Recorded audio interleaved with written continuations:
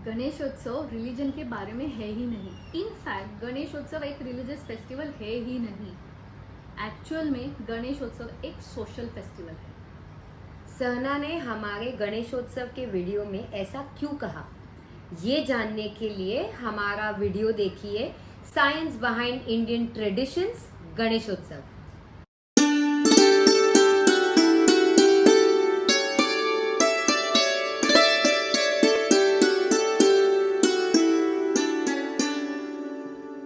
Welcome back to our channel the पंडितानी।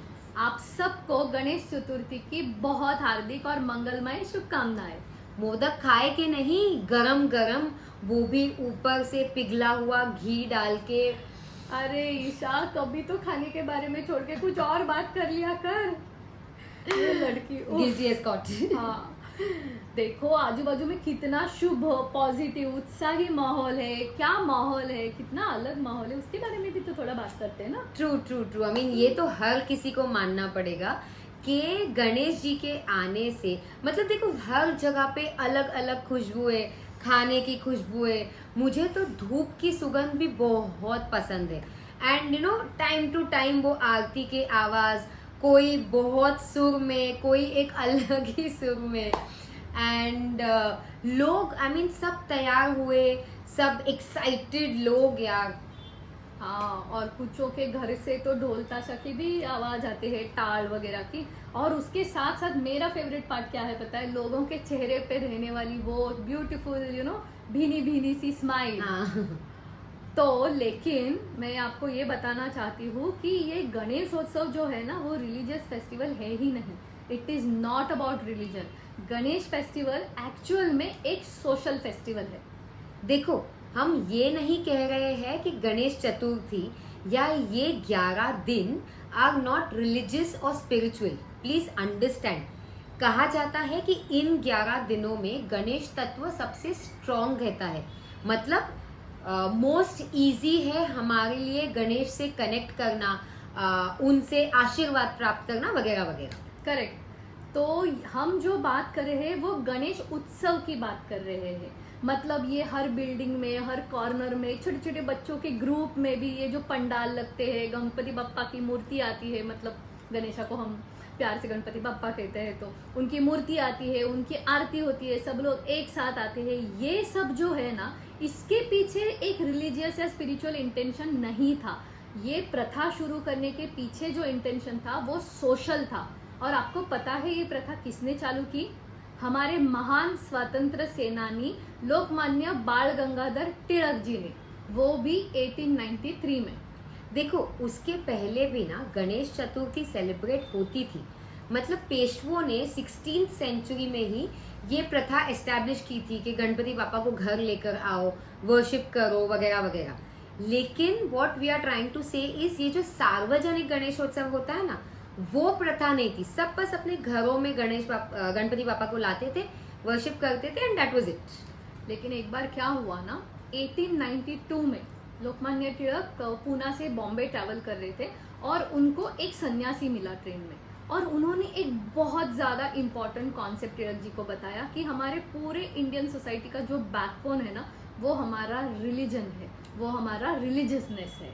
और बस, मतलब तिलक जी के दिमाग में जैसे मानो एक हैलोजन बल्ब जल गया हो ना, दिमाग में आइडिया आ गया कि ही रियलाइज ये जो रिलीजियसनेस है हमारे देशवासियों का, उसे इस्तेमाल किया जा सकता है to create patriotism in them, you no.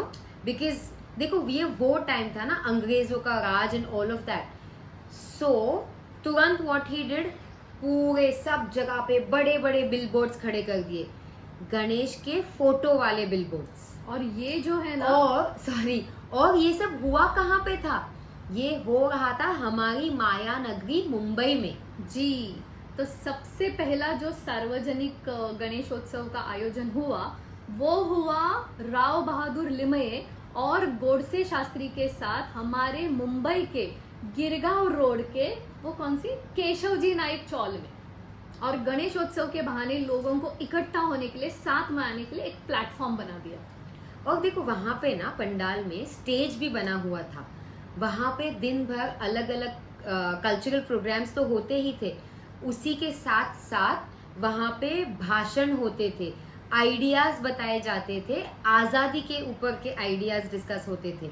मतलब लोगों तक वो मैसेज पहुंचाया जा रहा था। किसका मैसेज? टिळक जी का message. What an Angénieux idea for that time. आप सोचो, लोग आ रहे गणपति बप्पा के दर्शन कर रहे, आरती हो रही है, पूजा हो रही है, और साथ साथ उनके डिस्कशंस क्या हो रहे, ये नेशनलिस्ट आइडियाज के बारे में चर्चा हो रही है, लोगों के अंदर का गुस्सा बाहर आ रहा है, और एक दूसरे का एक्नॉलेजमेंट मिलता है तो ज्यादा डिस्कशंस होते हैं। तो सोचो, तिलक ने एक मास्टर स्ट्रोक के साथ, मेरा फेवरेट वर्ड है मास्टर स्ट्रोक, एक मास्टर स्ट्रोक के साथ ना सारी आम जनता को भारत के उस टाइम के अपनी आजादी के जंग से जोड़ दिया। ट्रू यार। एंड इस गणेशोत्सव की जो फेम थी ना, that grew in leaps and bounds in no time. मतलब देखो, पहला सार्वजनिक गणेशोत्सव था, राइट? तो यहाँ वहां से लोग आ रहे थे गणपति बापा का दर्शन करने के लिए, भीड़ जमा हो रही थी। एंड चुटकी बजाते हुए टिळक जी ने क्या किया, उस टाइम के सारे फ्रीडम फाइटर्स का one of the biggest problem solve कर दिया, विच वॉज लोगों को इकट्ठा करना और उन तक अपनी बात पहुंचाना। और ये धीरे धीरे जो है प्रथा, ये गणेशोत्सव की सब जगह फैलना चालू हुआ। और उसका सबसे ज्यादा इम्पैक्ट कहाँ पे हुआ है पता है? पूना में, which is called the Vidyanagari of Maharashtra. And from Pune धीरे धीरे धीरे ग्रो होते होते पूरे महाराष्ट्र में ये प्रथा पहुंच गई, पॉपुलर हो गई। और 1947 तक हमारे सारे त्योहारों में, विशेषतः गणेशोत्सव के त्योहारों में, सेंट्रल थीम क्या होता था? स्वतंत्रता, देशभक्ति, राष्ट्रवाद, मतलब इंडिपेंडेंस, फिर पेट्रियोटिज्म और नेशनलिज्म वगैरह। Central theme. मैं बताती हूँ आपको, जैसे ही हमारे आज़ादी के जंग की बात आती है तो मेरी बहन बहुत ज्यादा इमोशनल हो जाती है और सब कुछ भूल जाती है। और आई थिंक मैं कोई क्रांतिकारी थी पिछले जन्म में, मे बी। तो coming back to the Ganeshotsav topic, तो ये जो गणेशोत्सव होता था ना, इट इज मतलब नॉन डिविजिबल है, सॉरी। तो ये जो गणेशोत्सव होता था तब का माहौल भी ऐसा ही था ना, पेट्रियोटिक माहौल था। क्योंकि तब ये डीजे वाले गाने नहीं बजते थे कि डीजे वाले बाबू मेरा गाना चला दे, या आजकल जो भी बजता है वैसा कुछ नहीं होता था। रादर तब गाने ही नहीं बजते थे। हाँ। और ये भगवान के या गणेश जी के भी गाने ज्यादा नहीं गाए जाते थे। लोग मिलकर ना तभी सुर और ताल में ना पेट्रियोटिक, देशभक्ति वाले लोगों के मतलब दिल में वो खून खोलने वाले गाने बजते थे, गाने गाते थे, रादर गले फाड़ फाड़ के हम श्योर गाते होंगे। एंड अभी देखो, आप पूछोगे गणेश ही क्यों? तो इसलिए कि गणेश को माना जाता है क्या? द गॉड जो ऑब्स्टेकल्स निकालता है। एग्जैक्टली। तो जरूरत क्या थी उस टाइम के फ्रीडम फाइटर्स की? हमारे आजादी के जंग में आने वाले सारे ऑब्स्टेकल्स को निकाल देना। तो हेंस गणपति, एंड ऑल्सो ताकि वो एक उन पे गुड लक की बौछार कर देता है। करेक्ट। अभी मुझे ना, to be very honest, sorry going back to the same, जब भी मैं वो माहौल के बारे में सोचती हूँ ना, उस टाइम के बारे में ना, मेरे एक्चुअली रोंगटे खड़े हो जाते हैं। मतलब आप भी इमेजिन करो, गणपति बाप्पा की मूर्ति है, मंगलमयी, शुभ करने वाली, सब विघ्न हरने वाली, और उसके सामने बैठ के ये यंग जवान, मतलब 20, 21, 22 साल के बड़े भी बुजुर्ग भी सब लोग बैठे हैं, स्वतंत्रता के संग्राम के बारे में बात कर रहे, आइडियाज के बारे में बात कर रहे, क्या कर सकते हैं उसकी प्लानिंग कर रहे, एक दूसरे को डिस्कस कर रहे, एक दूसरे को मोटिवेट कर रहे। क्या ही माहौल होता होगा। I can still feel that whenever we talk about it. True. And अगर आप आज भी वहां जाओगे, केशव जी नायक चौल जो है मुंबई में, वहां पे, तो आज भी आपको वहां पे पंडाल मिलेगा। आज भी वहां पे पूरा गणेशोत्सव सेलिब्रेट होता है। ऑब्वियसली आज वहां पे बहुत ज्यादा गर्दी होती है, but not a lot of people know उसका significance. I did not know for that matter for a long time. she has been there but she did not know उसका सिग्निफिकेंस। तो वहां पे आज भी ये सब होता है, लेकिन ये सब कुछ के बीच में आज भी they have not lost the touch of what they were doing। उन्होंने आज भी वो ट्रेडिशन कंटिन्यू किया है। वहां पे आज भी वो क्यूट सी 2 फीट की मिट्टी की मूर्ति ही आती है। ये जो गणेश की बड़ी बड़ी मूर्तियों का ट्रेंड है ना, वो बहुत बाद में या रादर हाल फिलहाल में ही ज्यादा हो गया है। जब तिलक जी ने ये गणेशोत्सव, सार्वजनिक गणेशोत्सव की प्रथा शुरू की थी ना, तब मूर्तियों का साइज छोटा होता था, क्यूट होता था, मैक्सिमम 1.5 या 2 फीट की मूर्तियां होती थी, लेकिन भक्ति भाव बहुत ज्यादा होता था। प्रॉबेबली बिकॉज उनके दिमाग में एम बहुत क्लियर रहा होगा ना, आजादी। True that, very true. तो ये जो हम 10वें या 11वें दिन पर एक साथ पॉम्प के साथ विसर्जन करते हैं ना गणपति बप्पा का, वो प्रथा शुरू करने का श्रेय भी लोकमान्य तिलक जी को ही जाता है, बाय द वे। हाँ, बट प्रॉबेबली तब मतलब आइटम सॉन्ग्स नहीं बजते होंगे, तब लोग दारू पी के नाचते नहीं होंगे, which is kind of, we have discussed it so many times, it is so wrong And but disrespectful to our own Bappa and religion rather. फिर हमें मिला स्वातंत्र्य, और स्वातंत्र्य मिलने के बाद देखो ये फेस्टिवल शुरू किया गया था एक रीजन की वजह से, वो रीजन ही इन अ वे खत्म हो गया, and then beyond anybody's imagination, even beyond Tilak ji's wildest imagination, the festival took a complete religious turn. और ना शुरुआत के दिनों में ना लोगों को ये पता था, लाइक इंडिपेंडेंस के बाद कुछ जनरेशन्स तक ना लोगों को ये सेंट्रल आइडिया पता थी, ये क्यों सार्वजनिक उत्सव शुरू किया था, वो सब उनको पता था। बट विद टाइम ना ये सब पीछे पड़ता गया, and honestly speaking what we see now is an extremely adulterated version of Sarvajanik Ganeshotsav. I am so true यार। एंड आपको ये ना लगे कि तिलक जी ने सिर्फ ये गणेशोत्सव शुरू किया था, इसीलिए बता देती हूँ, ये शुरू करने के 1 साल बाद में उन्होंने शिवाजी उत्सव भी शुरू किया था। आज भी देखो शिवाजी जयंती को आप देखते ही हो, सब जगह पे सेलिब्रेशन होता है। This is also thanks to Tilak ji only.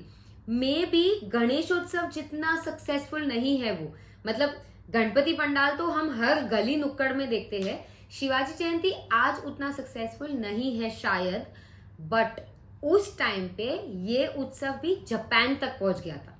So this is our wake up call. जैसे लोकमान्य तिलक जी ने ये सार्वजनिक गणेशोत्सव का इस्तेमाल किया था भारतीयों को अंग्रेजों के खिलाफ जगाने के लिए, वैसे ही आज हमें इसको यूज करना है सोए हुए हिंदुओं को जगाने के लिए। देखो हमारे रिलीजन में ना कितना रिच ट्रेडिशन है, कल्चर है, स्पिरिचुअलिटी है, साइंस है। हमें ये सब कुछ लोगों तक पहुंचाना है, और हमें हमारे सनातन वैदिक धर्म की रक्षा और प्रचार के जागृति के लिए भी सब लोगों को जगाना है। एंड देखो तिलक जी ने तो ये गणेशोत्सव इस्तेमाल करके प्रूव कर दिया ना, this is a amazing platform, तो why not use it again. Correct, so true. तो धर्म की, स्वधर्म की रक्षा करने के लिए, हमारे हिंदू बांधवों की गलत चीजों उनके साथ जो हो रही है उसके अगेंस्ट उनकी रक्षा करने के लिए हम सब मिलके आज इस गणेशोत्सव के, गणपति बप्पा के दिन संकल्प लेते हैं। इसी के साथ विदा लेते हैं हम आपसे। हमारे चैनल को जरूर सब्सक्राइब कीजिएगा, so that you keep getting such informational interesting stories from both of us. और बेल आइकन को भी जरूर दबाना। गणपति बप्पा मोरया। शुभमस्तु।